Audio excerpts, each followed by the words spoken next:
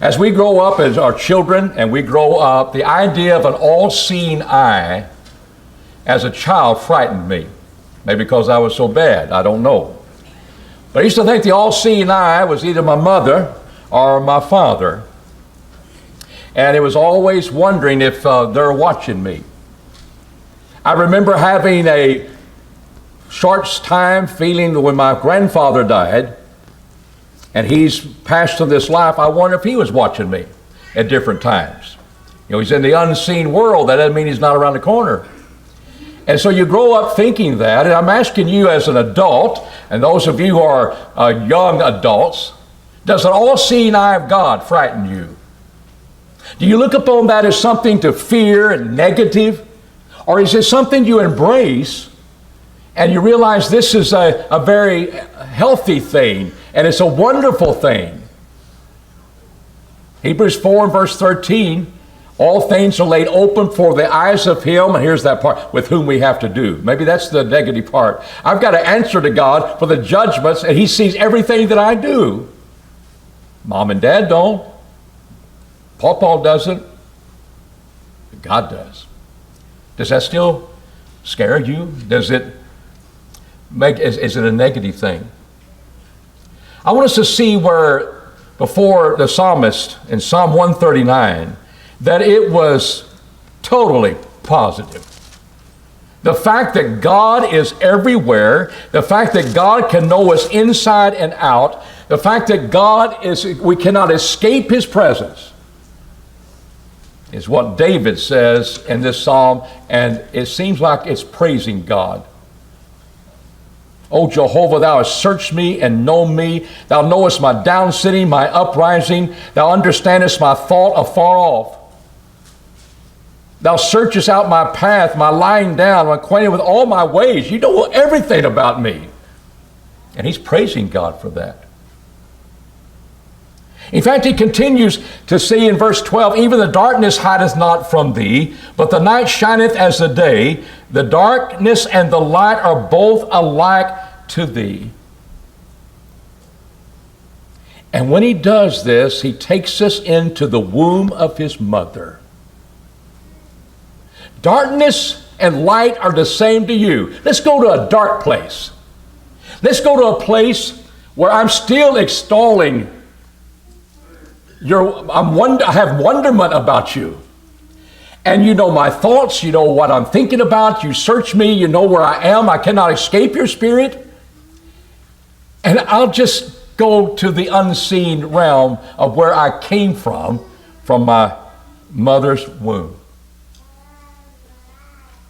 Because he says, darkness and light are the same to thee. I'm going to explain it for you. In verse 13, David says, for, here's his explanation, for thou didst form my inward parts.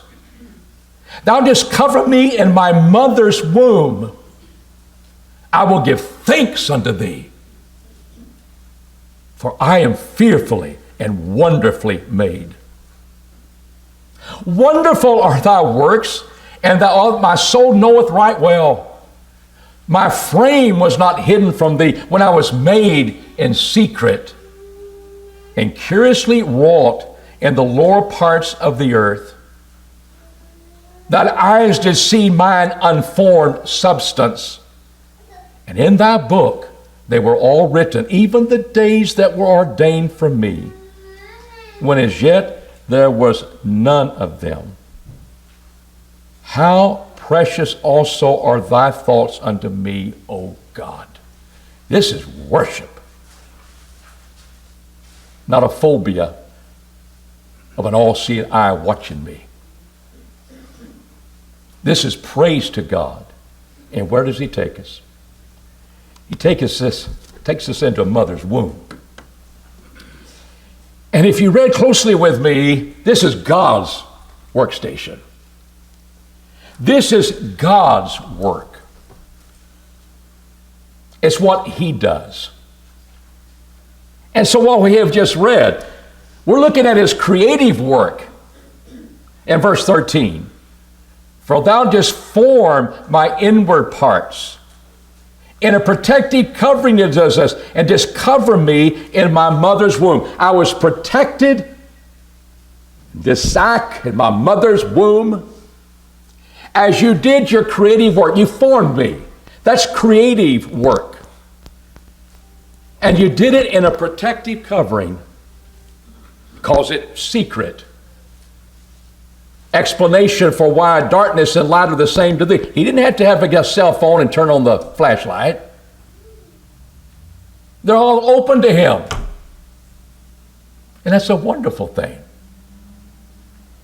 His creative work. It wasn't something someone else did. He, you, Jehovah, thou didst form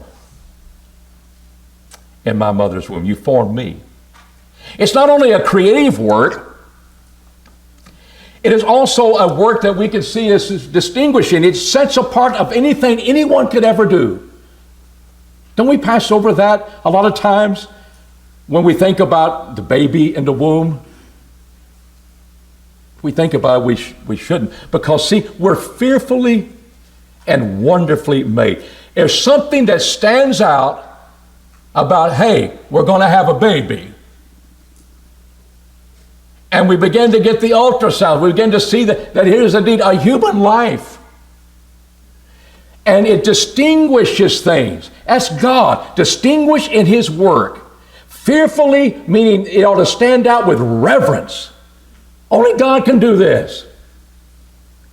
And amazement.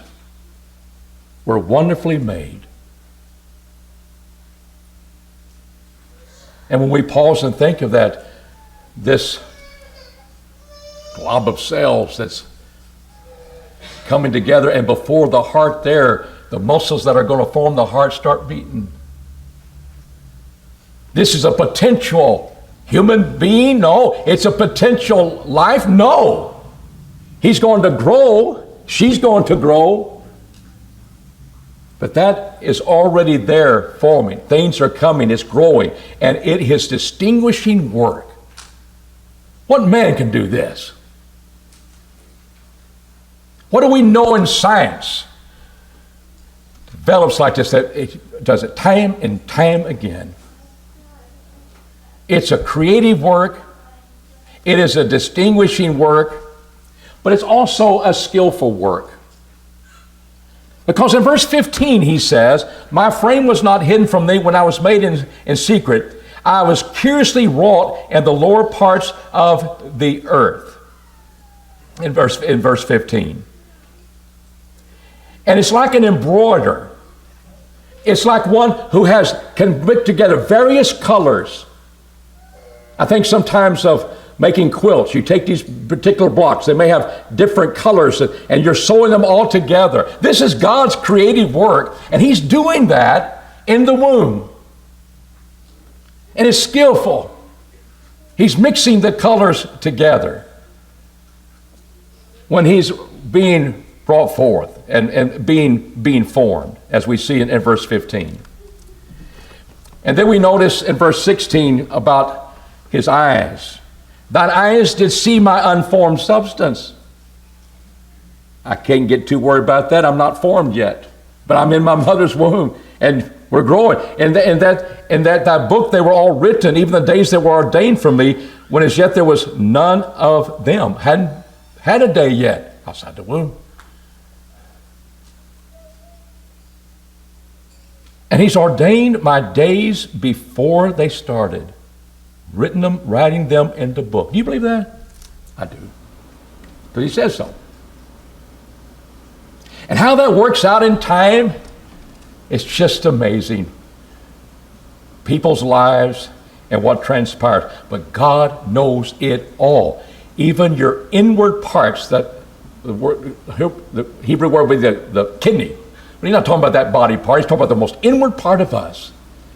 And all the skeletons, and all the skeleton, all the bones, the tissue, they just form. Life has begun. It's a human being. It's a person. Notice the personal pronouns we're looking at. When we start looking at in those verses, my, me, I, mine. For thou didst form my inward parts. Thou coverest me in my mother's womb. I am fearfully and wonderfully made.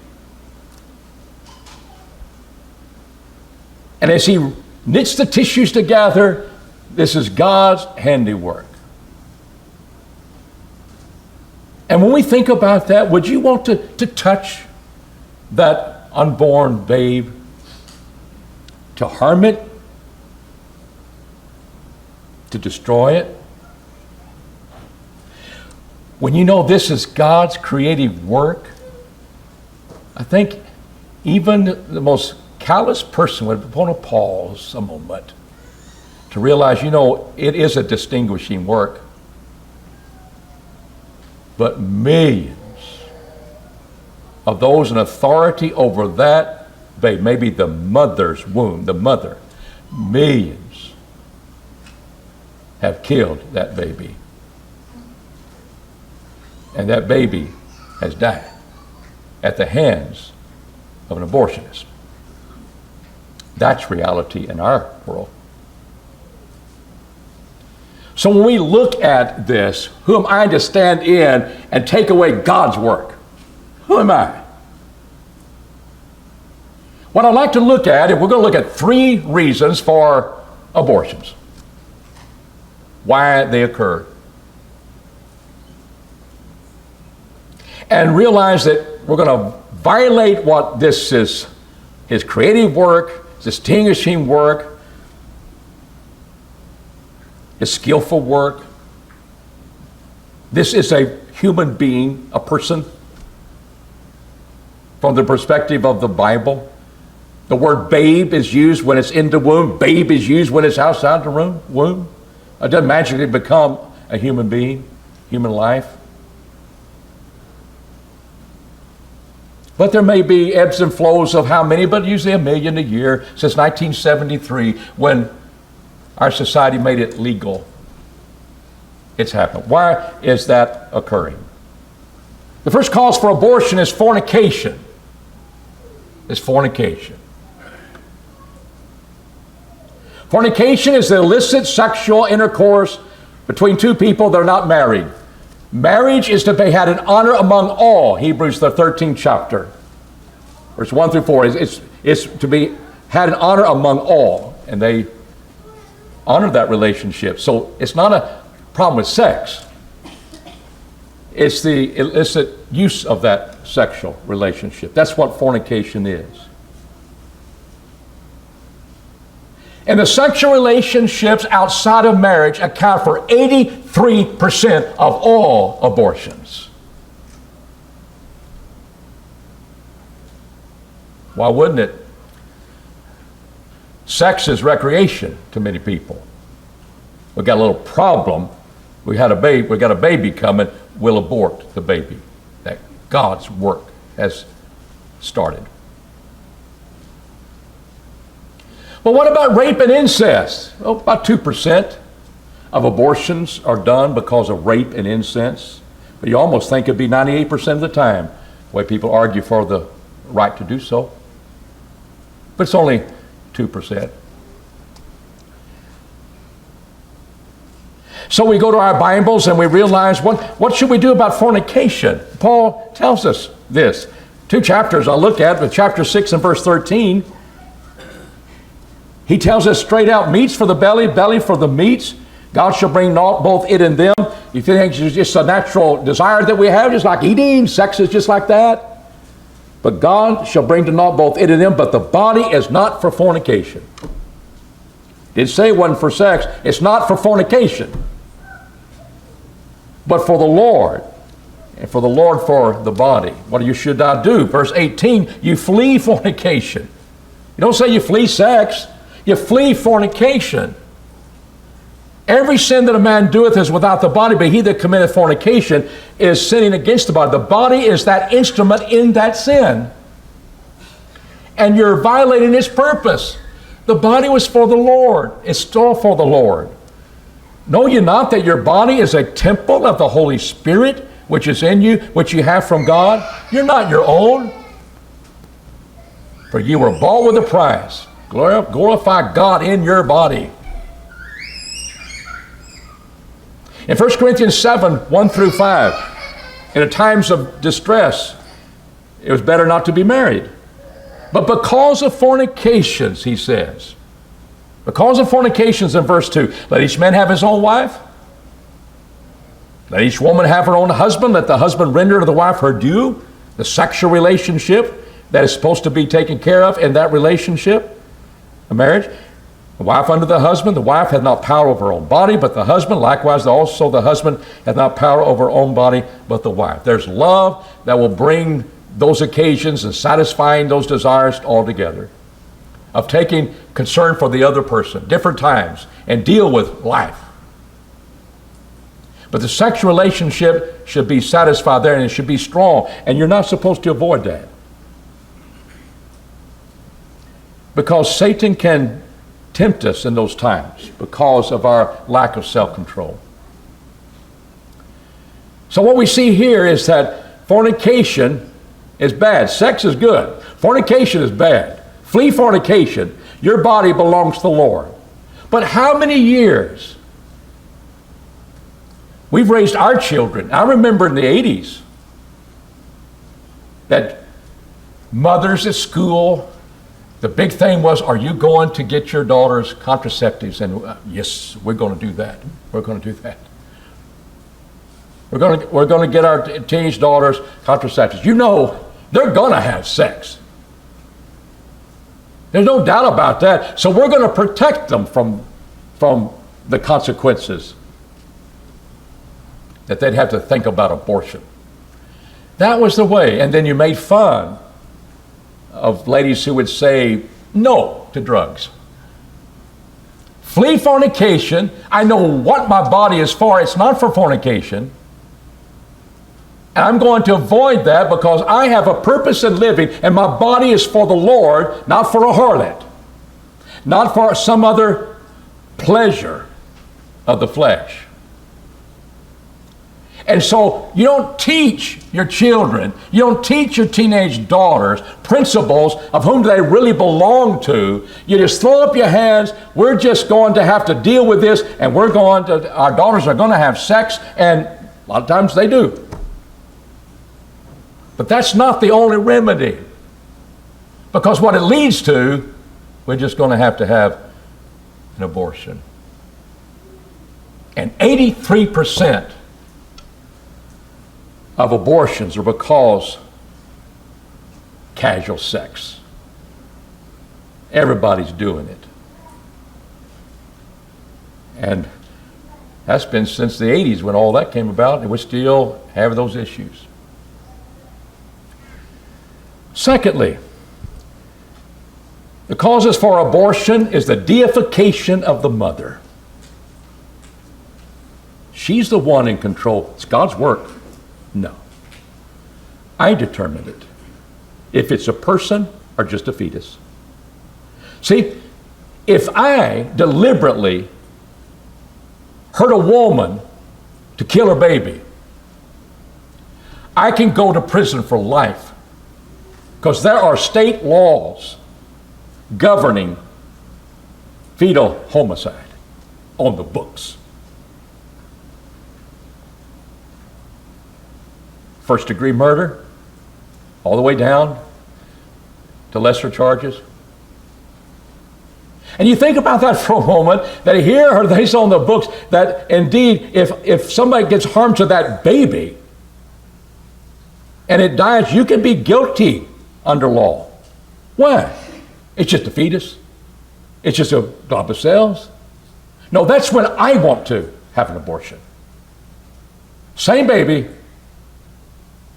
law's intact, but abortion gives a right for that mother to say, it's just a glob of cells and not a person yet. And what laws do is that it's not a person that's viable outside the womb, and you did harm to the mother. It's the mother got harmed, and this was just collateral damage. That's my words, not theirs. The baby is dead, but people can be accused of and sentenced in a lot of states because they have those on the books, whether it's in the womb or not. So what has happened? We have set the mother up as deity to determine if it's a person or not. God has already set that up. But we throw him out because we want our right to choose. May of this year, the Texas legislature, they called the Senate Bill 8. It's now known as the Texas Heartbeat Bill. It passed 90-1. Where you can sue an abortionist. And this is the angle that's going to be very interesting to see if you're going to override it. Because the state's not enforcing the penalty. But it gives a citizen a right to sue a clinic, an abortion provider, if he or she aborts the baby after 6 weeks when they hear a heartbeat. 20 weeks is when abortion has a limit. Now it's getting ready to be 6 weeks. And sometimes women don't know they're pregnant at 6 weeks. So it's a pretty interesting time. You can hear fetal heartbeats 3 to 4 weeks, but it's 6 weeks. And you're supposed to have, if a physician hears a heartbeat, no abortions can be taken. I don't care if it's rape or incest. That's the law. In September the 1st, it will be law. While you're running around without a card for your gun, I think it's about the time when that's going to happen. You don't have to have carry license. That's our state. And problems there, but there's no legislature, there's no body, there's no Senate to offer a lawsuit. It will come up when the first person sues an abortionist for that. And we'll see what happens. A lot of states are trying to pass these things for their localities. But to hear a heartbeat and you still are going to abort the baby, it's going to slow you down. It's distinct from your mother's heartbeat. It says this thing is viable. This babe is viable. And now you're not going to have one in Texas over 6 weeks, after 6 weeks. People don't like that. Of June this year, a valedictorian at Dallas High School stood up and took her time and her speech. She gave her space of giving her address to condemn this bill. And to hear her talk as a 18-year-old in our culture today, I have my hopes, I have my dreams, I have my aspirations. And if my contraceptives fail, some stranger has ripped from me, stripped from me anything meaningful in my life. No choice anymore. My hopes, my dreams, and just taken away by a complete stranger. What about the babe's hopes? The way he didn't have them yet. She didn't have them yet. It's about me.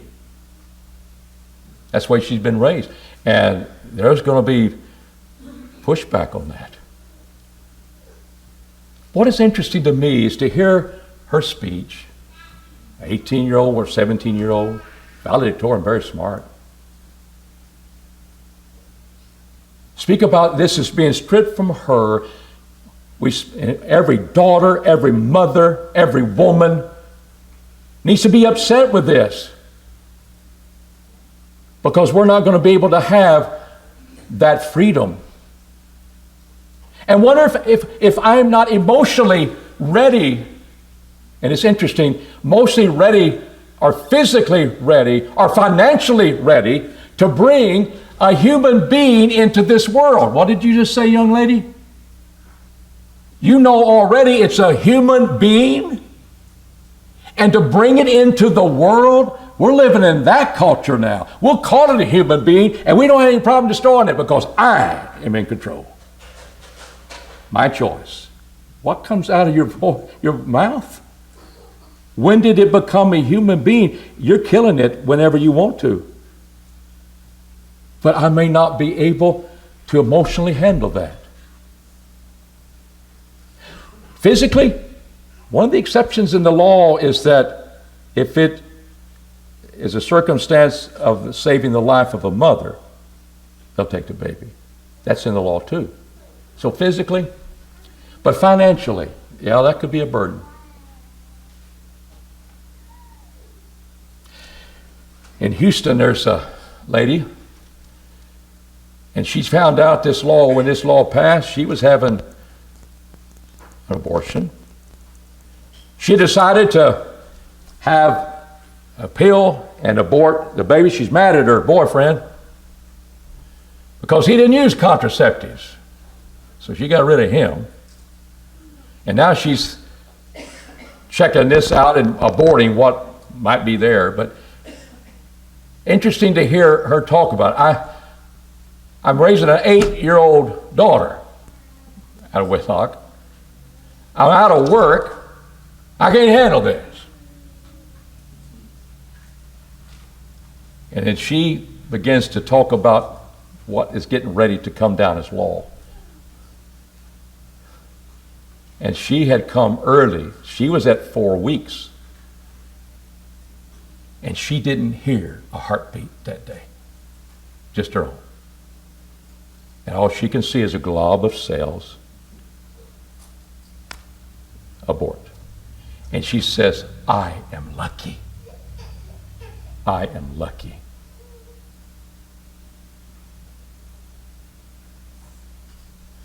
Baby in the womb's not lucky.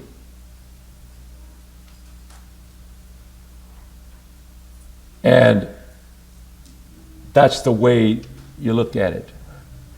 Fornication. Too much trouble. I'm emotionally able to have sex with anybody I want to. But when the protection goes, I don't think I can handle this. I don't think I can bring a live human being into the world. And that's why we need to get the message out, because of the culture we live in. 1992, in the case of Planned Parenthood versus the case of the Supreme Court Justice Anthony Kennedy said this. Talk about the deification of us individuals in control of our babies. At the heart of liberty is the right to define one's own concept of existence, of meaning of the universe, and of the mystery of human life. See, they know it's a mystery. Instead of God getting creative and getting his big star of his creative work and distinguishable work, it's a mystery. But we can determine all things about it. Because why? We have deified ourselves. And really, the mother. And she makes those plans. And if it's a burden to me, it's death to the child. And we go on. Now, the third thing that I think these young ladies need to know, what our young ladies need to know, what our families need to know, what you're failing to understand and failing to believe, and this is why we need faith in God on the point. You believe your life is ruined because you have a baby out of wedlock. That's default. I'm asking, why would you think that? Why would you think that? I don't know how to work. Yeah. Things are difficult, but ruined? That's what our valedictorian says. All of my hopes and my dreams, it's useless. Because I'm pregnant. Ruined is just completely, all of our plans are gone. It's like it's the end. No, it's a hardship. What will you do about it? Well, I'll abort it. No. Your life is not ruined. It may take a different course. How many mothers and fathers have had to change their lives to take care of a special needs child. And they do it out of love and care for themselves. They're doing the right thing. And when you do the right thing, your life is never ruined. It never is. What about rape and incest? What about the babe? Well, naturally, we can take the life out. Who says? God's doing His creative work. And in Genesis 50th chapter, there was harm done to the individual, Joseph. And it was meant for evil. They wanted to kill Joseph. They wanted to get rid of Joseph. And when they're fearful that Joseph's going to get even with them, and he had power to do so in a way that would harm them, he says, as for you, you meant evil against me. You raped me. You meant evil about that. But God meant it for good. Well, God's just going to ease over that. He meant it for good. Nothing happens without God knowing it. And God didn't stop that rape that day. Some He may. But what He does, He knew beforehand what is going to happen. You meant it for evil, He meant it for good, to bring to pass as it is this day, to save much people alive.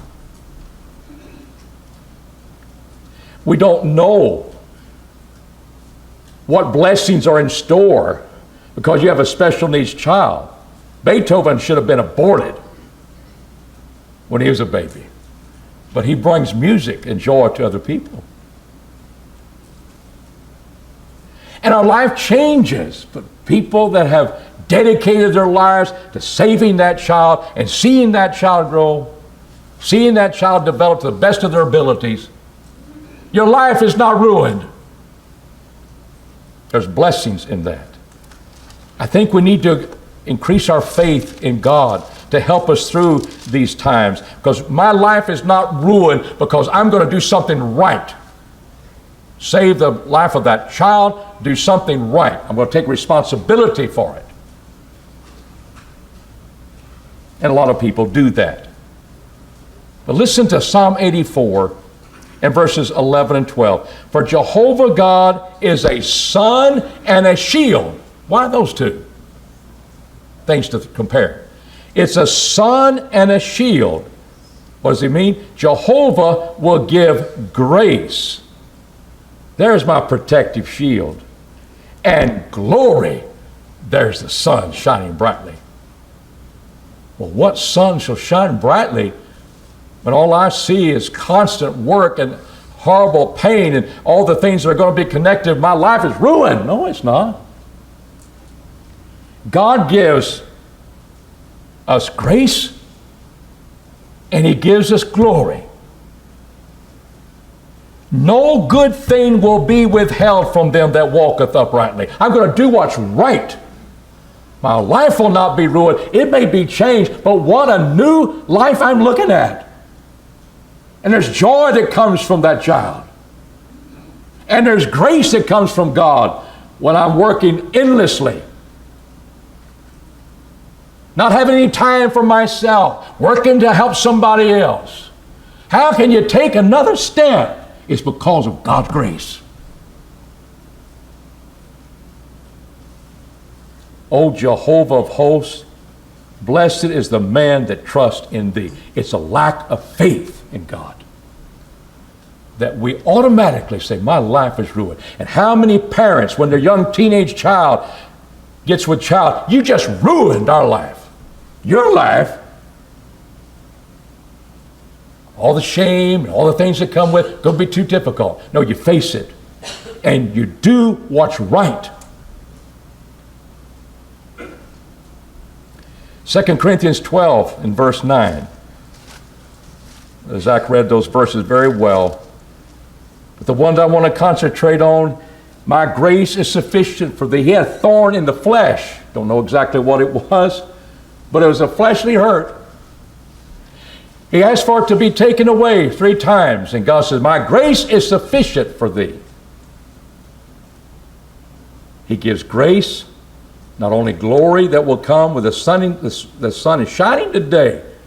I didn't know I could see that day. I didn't know it's going to be that wonderful. It's going to be work. All my life is ruined.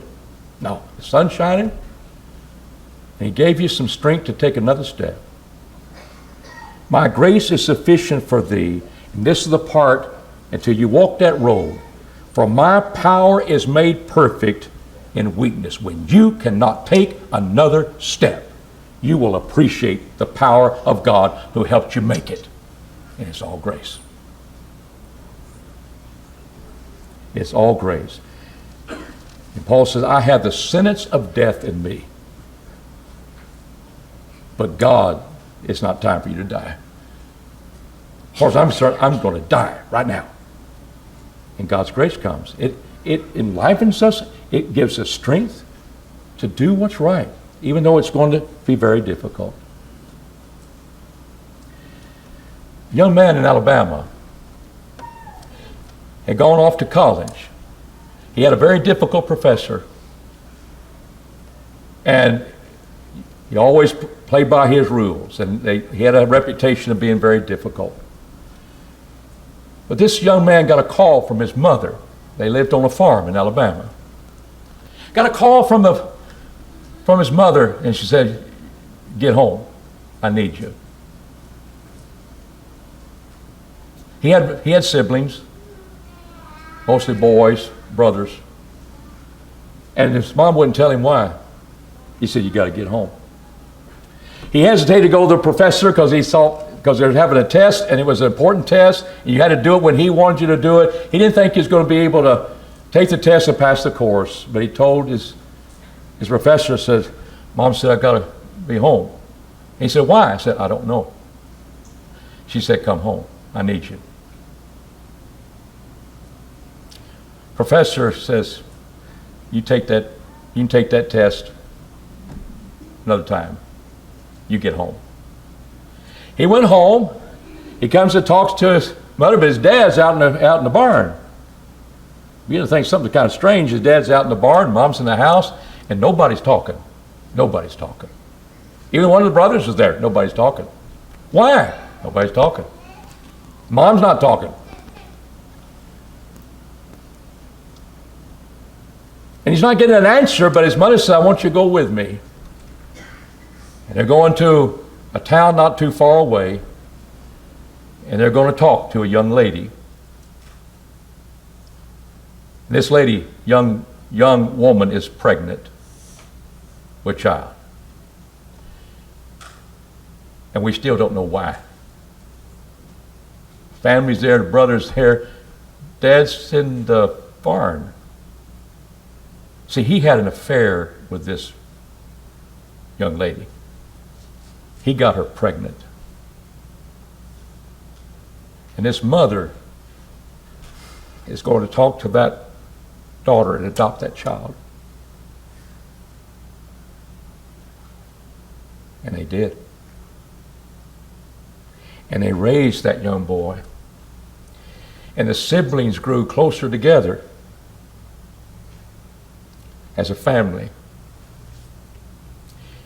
I'll pay for all your hospital bills. This is the wife taking care of that. He's in the barn. She's mad at him. But she knew it wasn't right to divorce. And of course, in her belief, being Catholic, even fornication not going to get it done. But she had a concern. It was going to be hard, but she could do the right thing. Your life is ruined. No, it's not. It's going to make some changes. And now, years later, here's this, guy's in college and gets a baby brother. That's 17, 18 years difference. But to all the blessings, all of the things that have come together to heal, that occurred. Because their life was not ruined in shame. It just took another course that God's grace gives, if you believe in Him, to do the right thing and let Him fill in the gaps. And I think that's what we need to believe in, God. He will not withhold anything that you need. Just do the right thing. And take an appeal to end that babe's life, or say, I'm lucky. I just did it 4 weeks, no heartbeat, I'm out of here. Abortion. Or it's just too hard for me. My dreams and my aspirations, they're just useless. Why? You're just taking a different turn in life. You're going to start doing what's right. But if people don't have faith in God, they don't have God in their hearts, they're not going to flee fornication. Let's take a pill. But teach your young daughters and teach your sons. Your life will never be ruined. I don't care what happens. Just do the right thing. And God will give you the strength to take that step. And God will give you glorious things you never thought could occur. Trust Him. That's what the psalmist says. And when Paul was at his weakest, God's grace and power was being perfected. And if you put those three things together, avoid fornication, I'm not in control of God's creative work. I'm just going to be a steward. I'm going to keep that place safe, and we're going to have that baby. And my life is not ruined, even if I were raped, and that's very hard to say, because that's the exception. It's not going to be in this heartbeat law. And I wonder what happens if you raised a child and it came by rape or incest. Oh. And all the glories that could come with that. You just do what's right, and God will help you through all the other things that happen. And life will be interesting. We're only here for a short time. Why not glorify God? Why not show your faith in Him? So I hope this will be helpful, that as society goes, things are turning, that maybe abortion is something that we can eliminate from our culture and from our society. And we've got to put God's word back in that helps us keep that strong. If you're not a child of God this morning, we encourage you to become a Christian and to have the guilt of sin taken away. Even aborting babies can be forgiven. God forgives murderers. God forgives people who do horrible things. And He gives power to life. He raises us again to a new life. And that's the gospel message. And to get right with God is the right thing. And to come to Christ is the only way that we can have the forgiveness of our sins. If you haven't done that yet, let us assist you. Obey the gospel as we stand and as we sing.